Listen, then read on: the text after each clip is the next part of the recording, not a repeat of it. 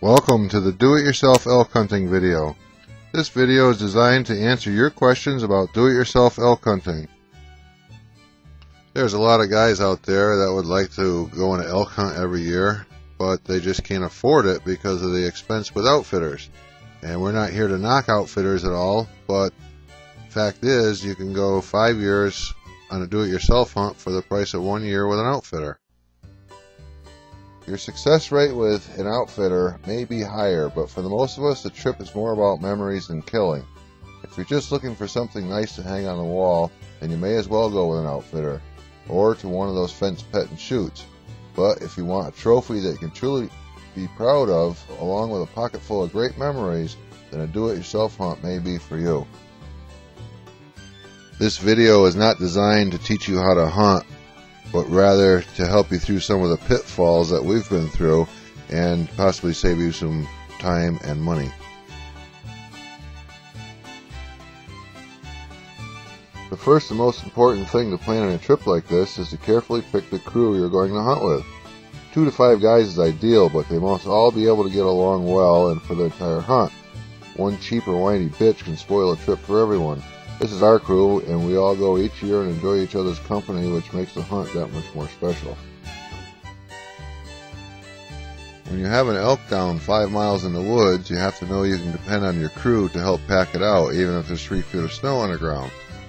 This is an elk I shot on September 22nd, 2007, 3 o'clock in the afternoon. It was 11 p.m. by the time we got back to camp, and we had to go back for the quarters the next morning in 2 feet of fresh snow. The second most important thing is to pick the state and area you're going to hunt. Most states have a lottery for an elk license, and you have to apply 9 months or more ahead of time. Some states do sell over-the-counter tags, but these states have lesser quality elk on their public land. Generally, the harder it is to get a tag, the better the hunting in that area. Getting familiar with an area is very important to a successful hunt. Studying topo maps long before you hunt will save you time and effort in finding your elk. In our area, we look for elk above 9,000 feet if the weather is warm, and below 8,500 if there is snow and it's been cold. We also plan our trip around the dark of the moon. Elk seem to feed all night and hold up in the day during a full moon. There is nothing like a snowstorm or a cold snap to get the elk bugling, which is imperative for a successful bow hunt. Once you've picked your crew and secured your tags, you have to decide who is going to drive and who will fly. It works best to have 2 guys drive and split the driving while the rest of the crew flies. This can be altered each year. You will need a 4-wheel drive for this type of hunt. In most of these areas, a sudden snowstorm or a little rain can make your trip hell overnight. Getting all your gear on a plane is almost impossible, not to mention the coolers, tents, and food you will need along for this trip. On the millions of miles of acres of public land throughout the West, there are thousands of miles of gravel roads with many campsites for your use. On a trip like this, you can go with tents or a trailer of some kind. In the past, we have even spent our nights in a minivan and wall tents. These days, we prefer trailers like this. They are lighter than campers, have more room for gear and cots, and can be heated easily with a portable heater. Many crews do okay in tents during bow season, but it's a tough way to go during the cold nights of rifle season. You will need several large coolers or a freezer and generator setup like this. Most every town in the mountains have a butcher shop where you can drop the meat off, but you can save yourself a 40 to 50 mile trip if you're equipped like this. Running a generator 2 to 3 hours a day in a small freezer will cool quarters from 2 to 3 elk very well. Most guys can carry 1 elk quarter out of the woods on their back. 4-wheelers like this are nice to have, but it is illegal to drive them in the woods on most public land. Sometimes you can find a local rancher or outfitter that will help haul your elk out by horseback, but generally it is best to take the day and haul it out yourself. When you do get an elk down, if there is any evidence of a grizzly bear in the area, you want to get the quarters out of the woods quickly. Keep an eye out for grizz scat and watch your back while quartering your elk.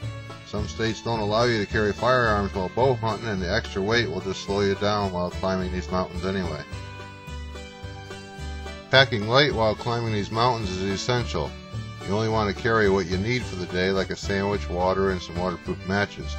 By the time you add your GPS, your knife, and a spare jacket, you're already carrying a lot of weight.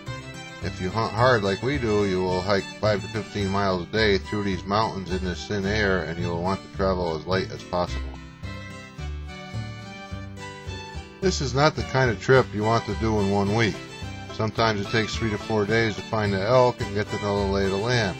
10 days to 2 weeks is best, but a trip into town for a shower and resupplies is usually necessary after 1 week. Success on a trip like this is largely based on how hard you are willing to hunt. Getting in shape beforehand is essential to enjoying your trip. Careful planning and a little determination can reward you with memories that will last you a lifetime. After you've done a do-it-yourself hunt for a few years, the best thing to do is to find an inexpensive piece of property in the state you're hunting and split the price with your crew.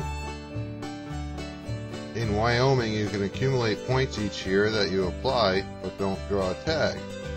Your crew can plan their hunt, so 1 year you're hunting elk, the next antelope, and the next deer. The third year you all have points enough to draw an elk tag again, and you start over. Buying a piece of property for a base of operations makes it easier to plan your hunts. Putting a cabin or a small shed on it gives you a place to store gear and sleep on the nights you're not in the mountains. You can easily pick up 20 to 30 acres for about $20,000 or so and split it 4 ways. It makes it pretty affordable. We found a nice piece of property from a company called Rocky Mountain Timberland. Call Justin and they'll hook you up with a nice piece of land for your base of operations in Wyoming or Montana. They give easy financing and the land will appreciate greatly over the years. Just one more thing I can tell you. It's handy to have along a couple of non-hunters. They can drive around in the mornings and evenings scouting with binoculars and spotting scopes, which will help you plan your next day's hunt. The elk are generally feeding at these times and can be seen from a couple of miles away in the meadows. Well, that's about it. Good luck in planning your do-it-yourself hunt, and I hope you do well and get yourself a couple of nice elk.